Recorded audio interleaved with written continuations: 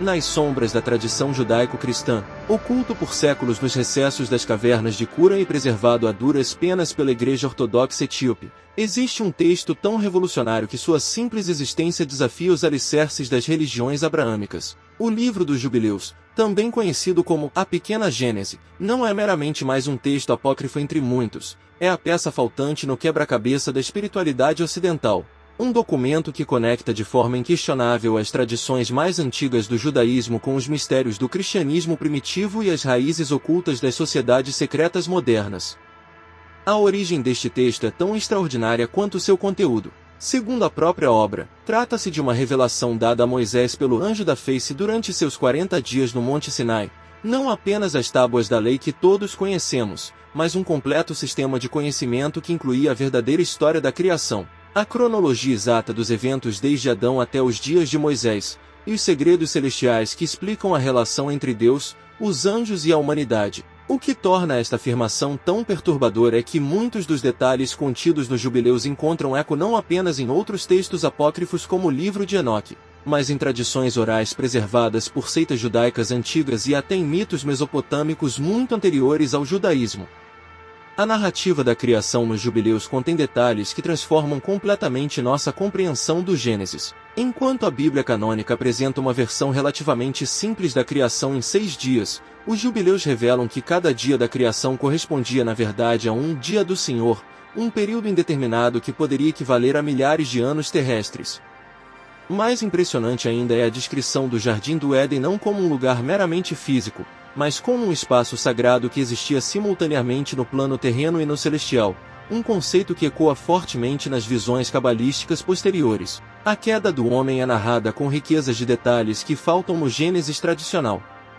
Segundo os Jubileus, a serpente que tentou Eva não era um mero animal, mas um instrumento de Mastema, o líder dos espíritos malignos que conseguiu permissão de Deus para testar a humanidade. A expulsão do Éden é descrita não como um evento instantâneo, mas como um processo gradual onde Adão e Eva foram primeiro levados para uma região a leste do jardim, onde tiveram que aprender a cultivar a terra em novas condições muito mais difíceis. E num detalhe que contradiz frontalmente a teologia tradicional, os Jubileus afirmam que Adão foi permitido a retornar ao Éden antes de sua morte, uma informação que transforma completamente nossa compreensão do conceito de perdão divino. Mas é na narrativa dos Filhos de Deus que os Jubileus realmente se distancia radicalmente do texto bíblico canônico. Enquanto o Gênesis menciona apenas de passagem que os Filhos de Deus tomaram as filhas dos homens por esposas, os Jubileus nomeia os anjos envolvidos, com Azazel como líder, detalha seus crimes e descreve como eles ensinaram aos humanos conhecimentos proibidos que aceleraram artificialmente o desenvolvimento da civilização. A metalurgia, a fabricação de armas, a cosmética, a astrologia e até técnicas de aborto, todos esses conhecimentos, segundo os Jubileus, foram revelados prematuramente à humanidade por anjos rebeldes, corrompendo o desenvolvimento natural da sociedade humana. O resultado dessa intervenção angelical foi o surgimento dos Nefilins, gigantes que consumiam todos os recursos naturais e eventualmente começaram a devorar os próprios humanos. Esta narrativa, muito mais detalhada que a versão canônica, apresenta paralelos impressionantes com os mitos sumérios sobre os Anunnaki e com as tabuletas mesopotâmicas que descrevem seres divinos que desceram à Terra para minerar ouro. A semelhança é tão marcante que levanta questões profundas sobre as origens comuns dessas tradições. O sistema de jubileus apresentado no texto é talvez sua contribuição mais revolucionária. Cada jubileu compreende 49 anos, 7 semanas de anos, seguido por um 50º ano de libertação total. Mas a genialidade do sistema vai muito além dessa simples contagem.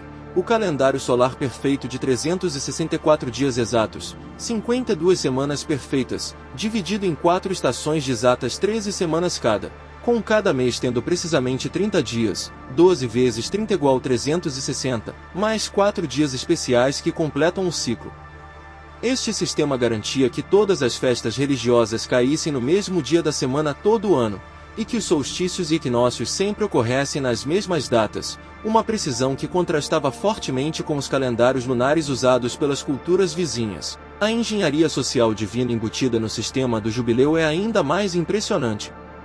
No 50º ano, ocorria o perdão universal de todas as dívidas, a libertação de todos os escravos hebreus, A devolução de todas as terras aos seus proprietários originais. Um descanso completo para a terra cultivada. Este sistema radical de reset social periódico era tão avançado que ainda hoje desafia nossas concepções de justiça econômica e organização social. Os essênios, guardiões desse conhecimento, calcularam meticulosamente que desde a criação até o dia do julgamento haveria exatamente 49 gerações, e acreditavam piamente que viviam no último jubileu antes da redenção final. Uma crença que influenciou profundamente João Batista e possivelmente o próprio Jesus. A conexão entre os jubileus e Jesus é um dos aspectos mais fascinantes e menos explorados. Quando Jesus promete ao bom ladrão na cruz que hoje mesmo estariam juntos no paraíso, ele está ecoando diretamente a teologia dos jubileus, que revela o segredo de que Adão foi permitido a retornar ao Éden antes de morrer. Os exorcismos praticados por Jesus ganham nova dimensão quando descobrimos que, segundo os jubileus, 10% dos anjos caídos foram deixados na terra sob comando de Mastema, especificamente para testar os humanos. E quando Jesus lê na sinagoga a passagem de Isaías sobre proclamar liberdade aos cativos, ele está invocando a linguagem do ano do jubileu, mas dando-lhe um significado espiritual que ameaçava as estruturas de poder religioso da época. A influência dos jubileus na maçonaria é tão evidente que chega a ser desconfortável para estudiosos tradicionais. O calendário maçônico de Ano Lucis, que começa em 4000 a.C., coincide com a cronologia dos jubileus. A lenda maçônica de Enoque construindo câmaras secretas para preservar conhecimento contra o dilúvio encontra seu paralelo exato nos jubileus, onde Enoque é descrito como o primeiro escriba da humanidade, aquele que aprendeu a escrita diretamente com os anjos. A obsessão maçônica com geometria sagrada e números perfeitos reflete o mesmo espírito que criou o sistema de 364 dias, um código que pode estar relacionado ao ciclo lunar de 28 dias. 13 vezes 28 igual 364, usado em cálculos que ainda não compreendemos completamente. A supressão dos jubileus pela Igreja primitiva não foi acidental. Um texto que afirmava que Moisés recebeu revelações diretas de um anjo, sem necessidade de instituição religiosa intermediária. Continha conhecimentos astronômicos avançados que contradiziam o geocentrismo oficial. Descrevia um sistema de justiça social radical que ameaçava as estruturas de poder. Previa um fim dos tempos com precisão matemática que poderia ser usado contra a autoridade estabelecida. Era simplesmente demasiado perigoso para ser incluído no cânon oficial. Mas como todo conhecimento verdadeiramente importante, ele não pôde ser completamente destruído. Sobreviveu nas tradições da Igreja etíope, ressurgiu nos manuscritos do Mar Morto, e ecoou através dos séculos nas sociedades secretas que preservaram seu legado. Hoje, em nossa era de desencanto com as instituições religiosas tradicionais e de busca por espiritualidade autêntica, os jubileus falam conosco com uma voz surpreendentemente contemporânea. Eles nos lembram que o tempo não é linear, mas cíclico, e que a cada ciclo completado, o universo nos oferece uma chance de recomeço. O conhecimento divino nunca pode ser completamente controlado por instituições, ele sempre encontra um caminho para ressurgir. A verdadeira espiritualidade está nas margens, nos textos proibidos, nas tradições subterrâneas que o poder tentou apagar. Nossa relação com o divino é mais complexa e multifacetada do que as religiões oficiais nos deixaram crer. O livro dos jubileus não é apenas um texto antigo, é um espelho que reflete nosso próprio lugar no cosmos e nosso relacionamento com o sagrado. Ele nos desafia a questionar quantas outras verdades nos foram escondidas.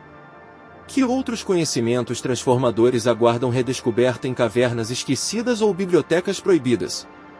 E o que faremos agora que esta verdade veio à luz?